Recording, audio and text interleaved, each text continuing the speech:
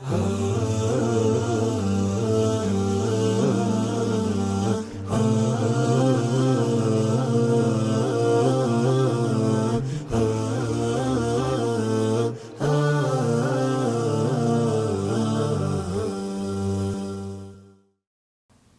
alaikum wa rahmatullahi wa barakatuh.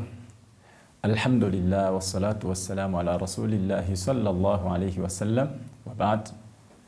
Ndugu zangu Waislamu, swala ni nguzo ya pili katika nguzo za Uislamu. Hivyo ni lazima kwa kila Muislamu kusali sala 5 kwa wakati. Mwenyezi Mungu anaelezea kisa cha watu wa motoni katika Qur'ani. Watu wa peponi wakiwauliza watu wa motoni, ma salakakum fi saqar, ni kipi kilicho waingizeni nyie motoni? Sababu ya nyie kuingia motoni ni nini? Fulani, ni nini ambacho kilichokuwa ni sababu ya wewe kuingia motoni?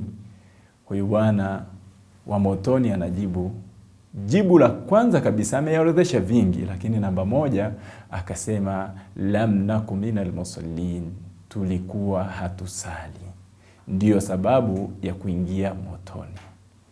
Lakini pia Mtume sallallahu alayhi wasallama anasema, al-ahdu alladhi bainana wa bainahum as-sala, faman tarakaha faqad kafara.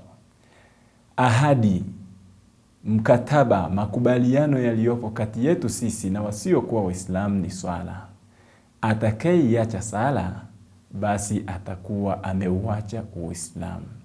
Kwa hiyo ndugu yangu Muislamu, shikamana na swala, na ukiacha swala basi jua umeuacha Uislamu.